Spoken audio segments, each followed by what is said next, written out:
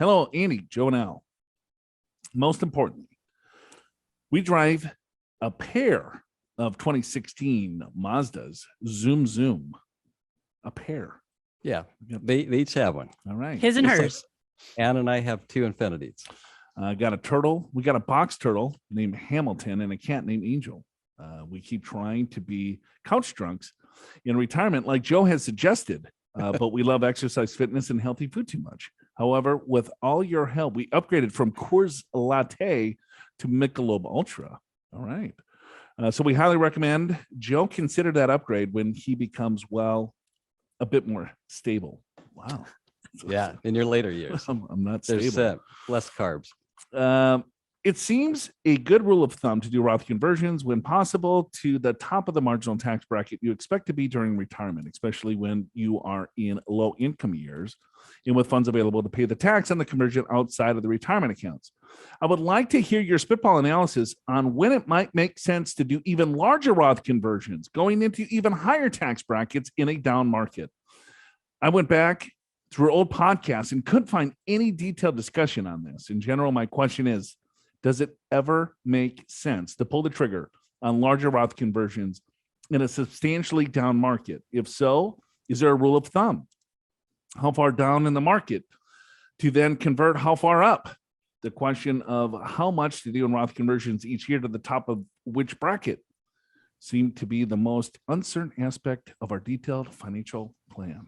He's saying, is there a different rule of thumb if the markets are down? Yeah, well, his first premise is go ahead and do Roth conversions if you are in the same bracket or lower that you're going to be in retirement and you've got the money to pay the tax. Yes, that's kind of a no-brainer.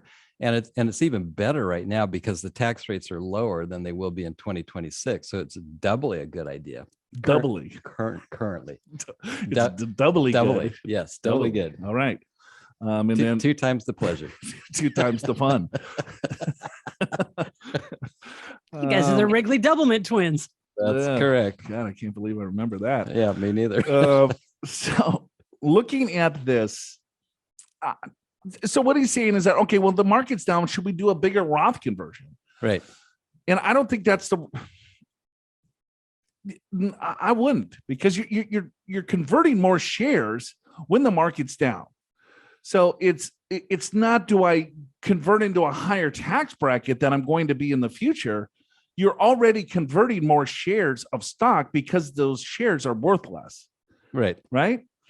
But it's the timing of it is the key component of it, because now it's hard to know. Right. I mean, so the market drops 20%. So do you convert then? And then it drops another 20%, but you already converted to the top of the bracket. So do you convert more? Right. I mean, sure. And at that point, maybe it doesn't make sense. This is my gut reaction that he wants.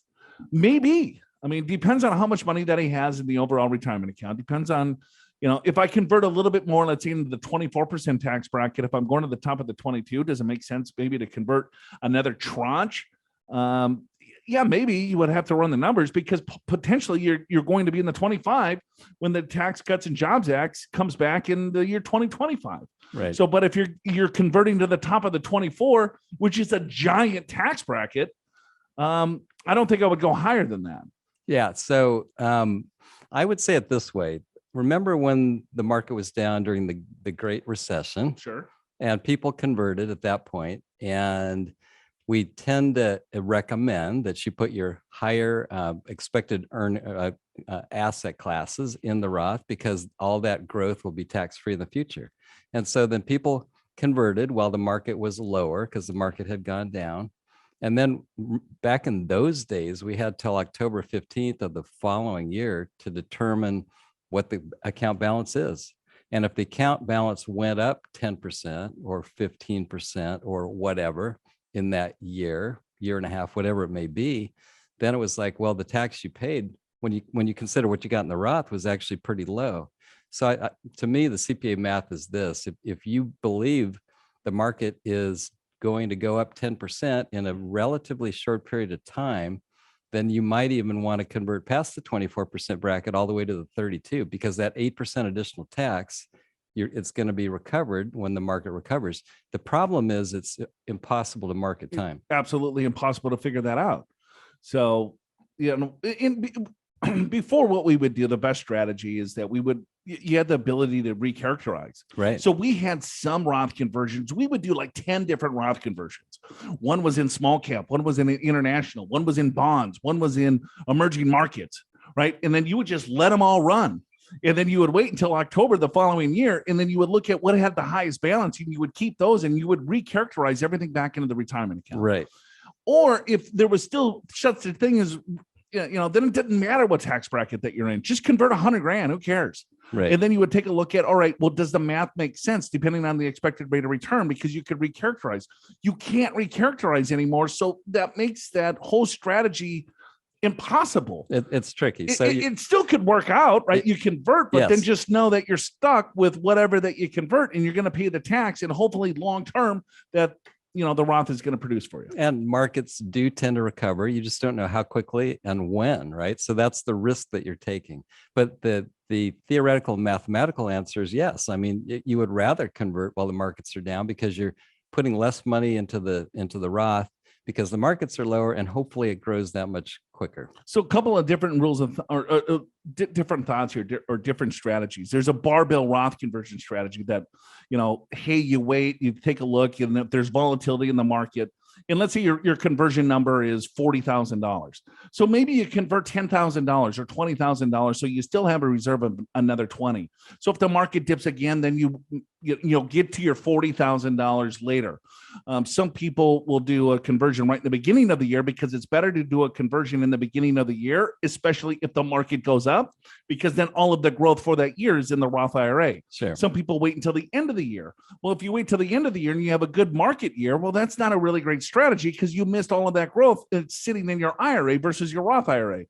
You might want to do it monthly, right? Hey, you want to convert 100 grand to $10,000 a month. There's all sorts of different, crazy things that you can do, to maximize the effectiveness of conversions. But what Mike is asking us is market timing, which we don't have a crystal ball.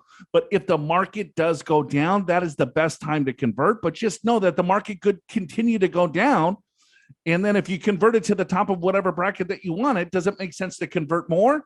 Well, it's going to be on your assumptions of what you think the expected return is going to be in that account. Yeah, that's exactly right. When we could do recharacterizations, it was an easy math puzzle.